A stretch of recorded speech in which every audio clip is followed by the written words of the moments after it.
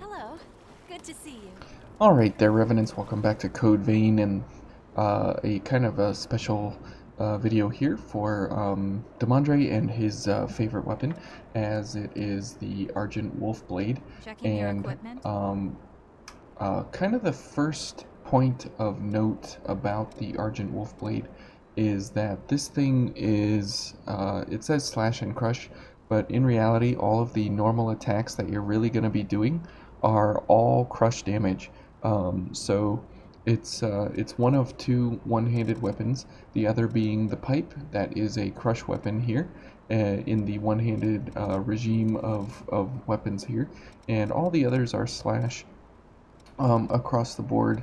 And so if you're looking for crush in a one-handed weapon, it's either the Argent Wolf Blade or the pipe. There's no other crush damage, so if you're looking to stagger your enemies in and out of combat and such with a crush weapon that's fairly light and agile, the Argent Wolf Blade is the only one besides the pipe that you're going to get access to. Let me switch in my chair. That you're gonna get access to that allows you that ability. Now we can switch this around here for an ice weapon or a fortified weapon, or however we or a stun weapon, however we need at our at our disposal here, whichever kind we're gonna need to go for. Now through here, the ice blade would be a good choice to go through the swirling flood, as this area is weak to, or at least the big anteater fellas, weak to crush ice. So we're running Queen's Claw with the Ruinous Chevalier, and it's fortified, so we have really good defenses here overall. And we have, Swift Destruction for extra damage, strength and willpower because we're going for strength on scaling here, as that is, equally split between strength and dex. So I chose strength because it brings us up to an A in strength, with which also scales with our blood veil here to give us a little bit more damage on a backstab or a charge drain. Then Revenant's Ambition gives us 30% increase to our weight limit, which allows us to run the Argent Wolf Blade and the Ruinous Chevalier together at a normal mobility, and then just increase gift speed to increase the gift speeds. Then we have Aurora Flash and Freezing Roar. Now these two are optional here. You can either go for one-handed sword weapon gifts, such as Circulating Pulse or Severing Abyss, or Tranquil Slice or something like that, or you can go for gifting along the way here, Dark Gifting. And Aurora Flash requires a Mind of B, so that's why we have Cognitive Zeal.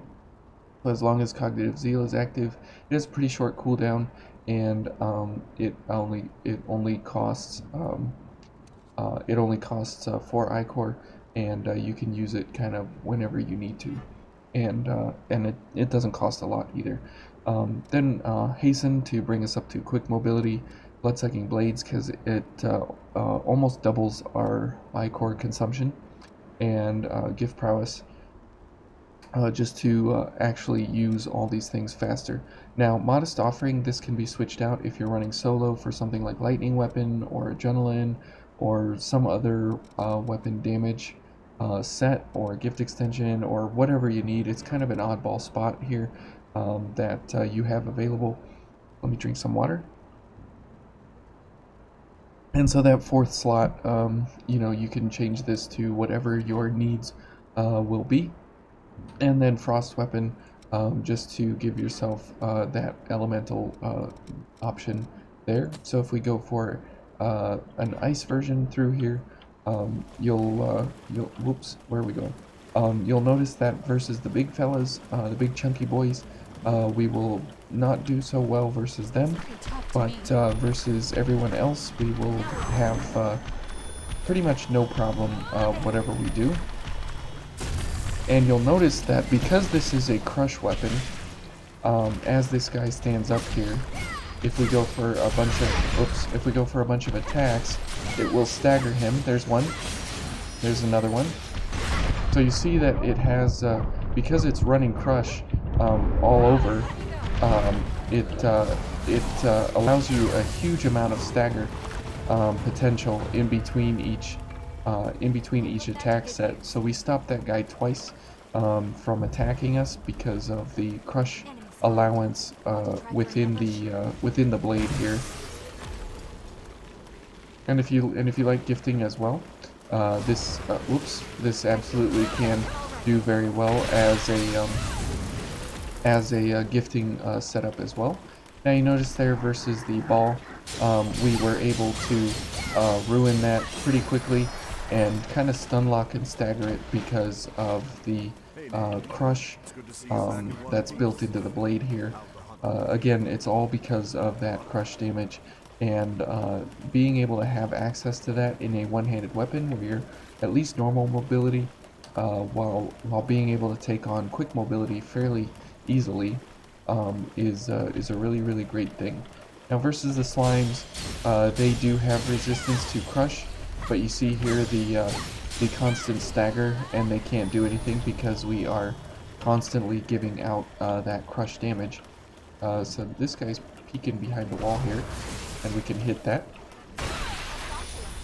Okay, and this fella, and you'll see here that we continue to stagger him over and over, and he kind of stun locks without the actual stun. And since he's also weak to crush, it works out really well for us that we have a crush weapon. And you can see here that as we hit the slime, again, it kind of staggers them in place. So let's go ahead and get the invasion going here, and we'll see how badly we get trounced during the invasion. Alright, so ball first. Oops. And since the ball is weak to crush, we can stagger this thing as well. Okay, we'll go ahead and slash these boys down. There we go. Something hit me that I couldn't see. Okay, and let's hit this guy. Good. And here comes the ball. We'll let the ball do things. There we go. Oh, whoops, we missed the guy. Alright. Okay, and let's go ahead and strike him down there. Good. Here comes somebody down the way here. Okay. See, and the ball can take increased damage there to our slashing gift. So, but the nice thing is we can use it during the fight here. Okay, and go for this guy. Good. And let's go ahead and heal. Now the big boy is in here. Whoa, that was impressive. Okay, let's go for a backstab here so we can get some of our other gifts off, and go for this fella here. Oops. There we go. And let's go for Chunky Boy here. So you can see that it has really good utility until you come up against someone who has your number here. Let's try and stagger him out of that. There we go. So you can see that just because of the crush, just because of the crush damage that's built into the weapon here, it gives us a lot of pauses, and it gives us a lot of opportunity to cast or get away or do things in a kind of not optimal, but better than ordinary situations here. So, and that's where this blade excels, is that it can get out the crush attacks very quickly without delay or any kind of build up or slow intermittent increase in between. So you're able to constantly put damage out on these guys. I can't see because his big fat face is in the way. Okay, so Mia must have killed that guy. Okay, so old world materials, very nice. So that's kind of how it adventures, and I'm just going for white Mia because of gift extension, but actually this setup and the Argent Wolf Blade pairs very well with almost any partner you have. Because with Louis you get increased damage if you don't get hit. With Yakumo you get increased damage resistance. so you can take the hit more often while you're in the slashing period there. With regular Mia, you get another stack of blood-sucking blades, so it's very nice that you could switch out your blood-sucking blades for like Hunting Feast and get more Ichor Drain. With EO, you get Regenerator, right? So you get more healing, 15% more healing.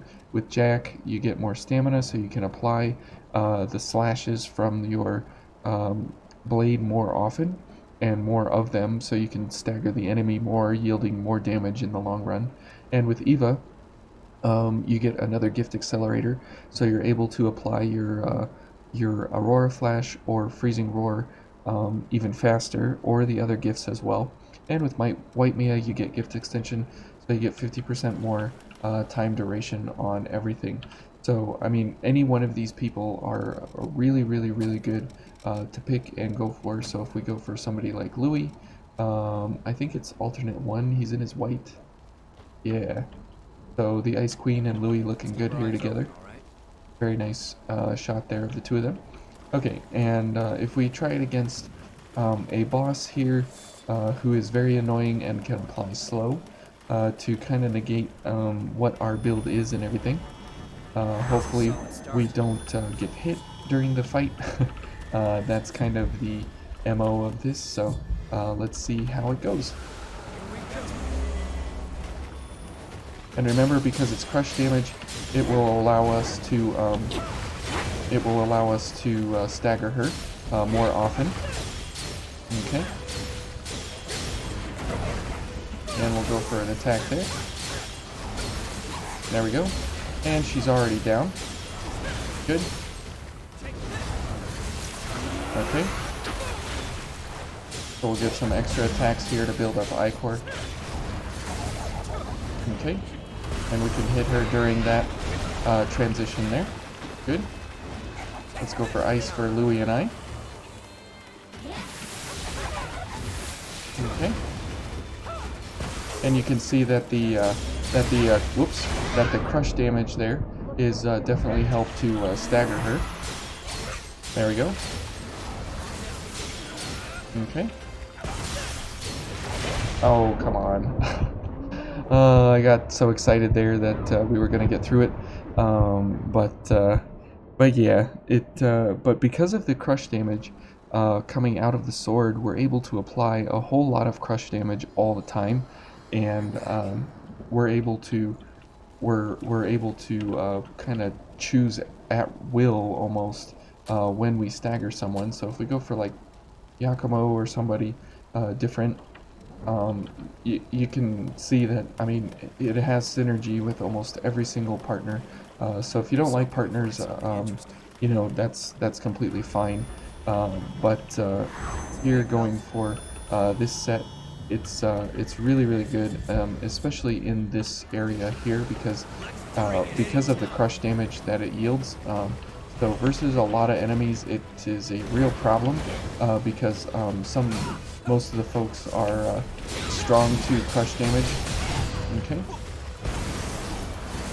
There we go. Put her into stagger, just because of the amount of crush damage there. So that's good.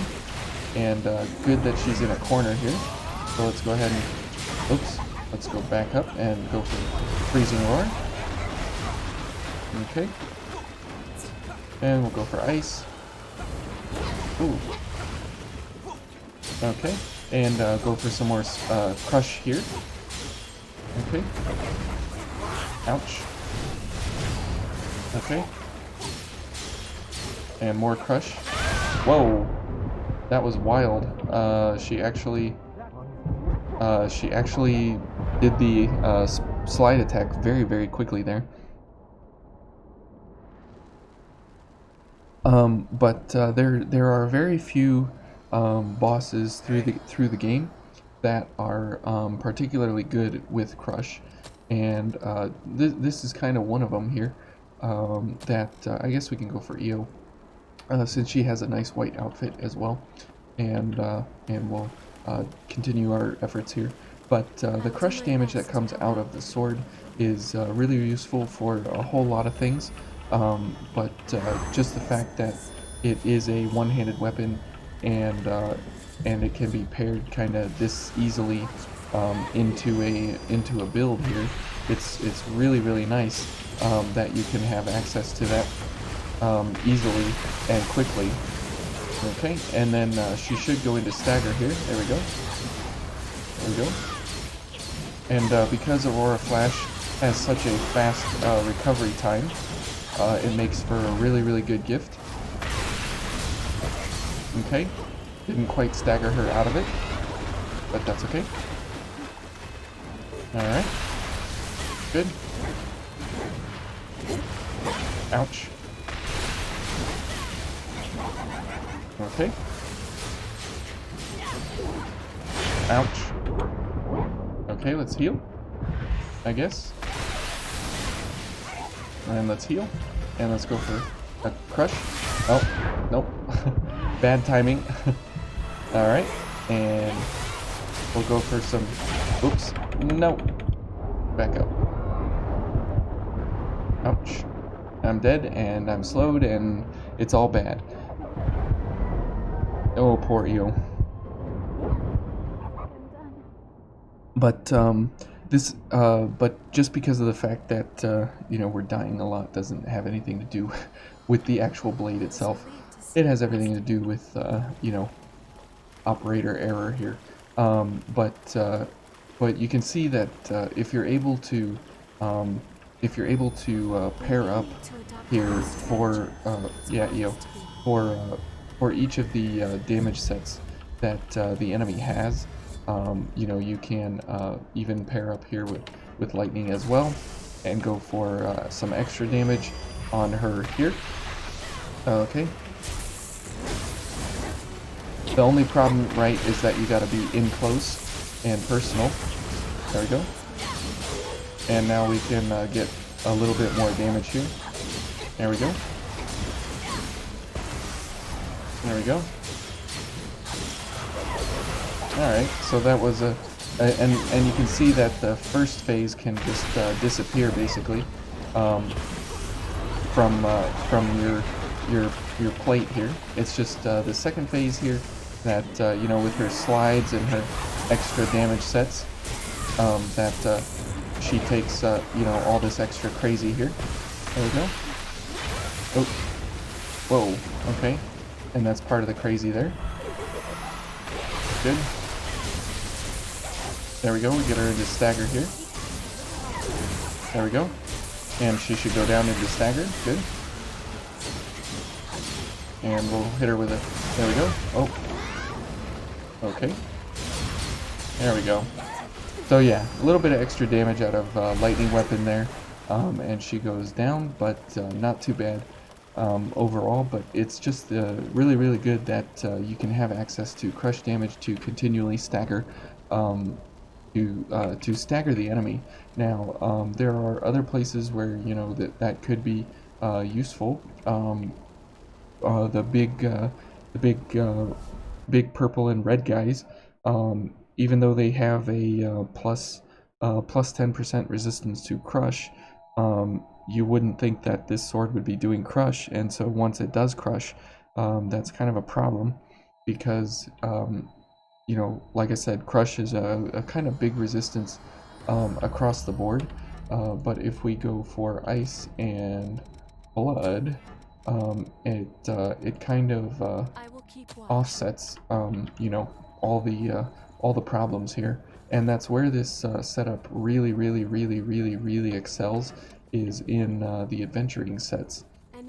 So if we go for this fella here, and we get all our gifts going. And we just run up and do an execution, and it's literally an execution, so very nice there. And again, crush damage, so these things get stunned, and you can see there that they kind of put their little head back and whatever.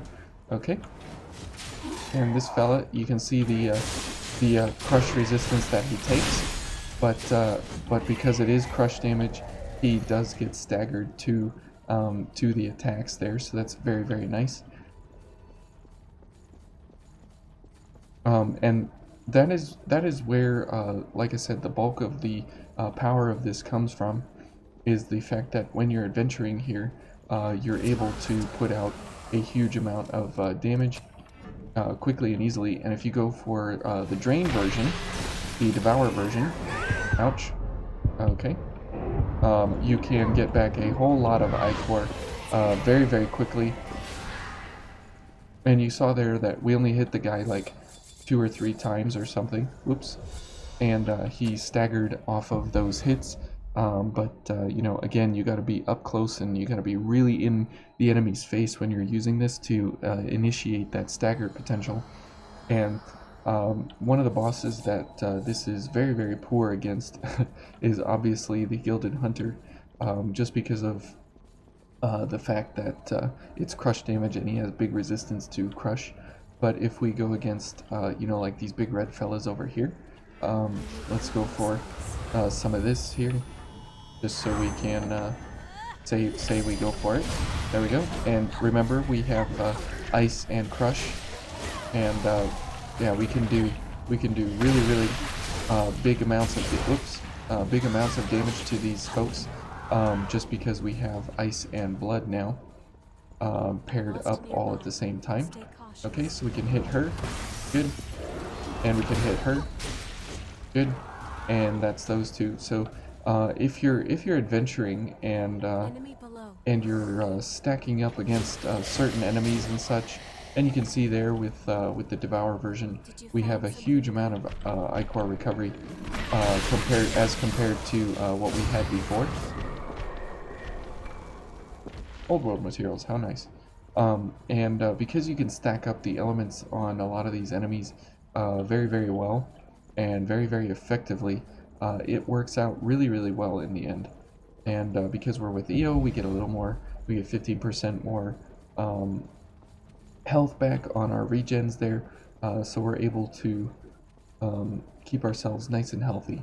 Okay, so now versus this fella and his ladies, his little harem here. We are definitely not prepared very well for these guys, but that's okay. And we can go for execution on this guy because he's weak to slash. We're able to take him out basically in like one hit or whatever. Ugh. Very dry. Okay, and so that's the beauty of this thing, is that it has a continuous slashing pattern, and Queen's Claw has pretty good stamina here at 233, and each weapon slash is 20, and so you have let's see, 12 weapon strikes that you can go through. 1, 2, 3, 4, 5, 6, 7, 8, 9, 10, 11, 12, and you're out of stamina there. So 12 is a pretty good amount of slashes there to go for some attacks in order to get somebody staggered. It usually only takes about 3 or 4 hits to stagger someone, so you could stagger them and then hit them with a gift or continue the onslaught. Now if you go for something like a stun weapon, it's also good, but the build up, because you need to kind of build differently for stunning an enemy before you kill them. If you go for stun, which is, you know, kind of the best status effect because it stops the enemy. I forgot this guy's up here. So if you go for stun, first you can see there that it's like a 10% stun build up there. Okay, and these guys are pretty resistant to stun overall. So you can see that by the time you would get these things stunned, they're dead. That's why sometimes the elements, or sorry, the status effects are not really worth going for, because even though I was applying stun, I never actually got to the stun state. There we go. And you can see here that he's dead even before he got his stun bar up all the way. And so again, it's just really kind of sad that you have to use up a whole bunch of passives and actives in order to go for a stun weapon. So if we get rid of our blood here and we go for stun weapon. I think that's what it's called, right? Numbing mark. Whoops. Whatever. And we go for that, and we'll go for ice. Sure. And we'll go for ichor. Okay. And we'll go for sure this thing. And you see there that it gets stunned in 2 hits, so that's nice. So that makes it a little easier for us. Let's go for one of these things. So it's nice that it gets stunned there in two attacks, so then we have a chance. And let's see about this guy. Yeah, he's dead before we can get there. So that's kind of useful and helpful. However, you know, you get to that point where you stun something, and you know, then the next hit unstuns it. So versus a boss, somebody like the Gilded Hunter here, it would be good to go for something like Numbing Mark, and then probably like a stun weapon cartridge, a stun cartridge here. And if we needed to, we could get rid of like increased gift speed for debuff buildup, and that will increase 20% here for our stun buildup, which will definitely help versus somebody like the Gilded Hunter, because he's all over the place. And this is kind of, you know, some of the alternative here that you could go for versus a boss, is that if you need to go for some stun and they're available to it, then you can definitely go for it.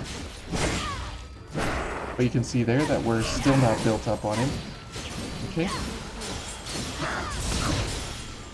Okay, and we need to wait for our stamina to come back. And he gets rid of stun during the phase transition here. Okay. Okay. Oops. There we go. So anyways, he still goes down fairly well, but if you get him to that second phase, then stun doesn't work anymore, right? So you can do the element or the status effects and such, but it's only kind of situational here and there. But the Argent Wolf Blade itself is a really good blade, and it can be used in a lot of ways. As you saw here, we were getting ichor back for our gifts, we were applying an element, we were going for status effects, or you can go for something, you know, you could go for the, you could switch these around and go for a little more damage on your weapon here, and then pair up with the element effects and stuff. So it's a very versatile weapon, but the unique ability of it here to do crush damage definitely puts it into a very different state, because you need to be thinking about staggering your enemy, and it pairs very, very, very nicely with precision, making it easier to stagger enemies with your weapon. So you're able to, if we show this here, maybe on a fella over here, that you can kind of use it as a We have to choose. a way to delay your opponent from doing something. But precision only lasts for a few seconds, so it's not something. So you saw there that this thing staggered off the first attack instead of off the second attack. See there, one attack, and it staggers instead of 2. Okay, good job, you. Let's head down here and see about this fella, if we can get there in time. Precision's almost over. And there we go. So he's staggering in like 1 or 2 hits there. It was like two or 3 hits or something, and he was staggering, he was moving backwards. So you can use it to better effect here on the Argent Wolf Blade, because of its stagger potential with crush built into it.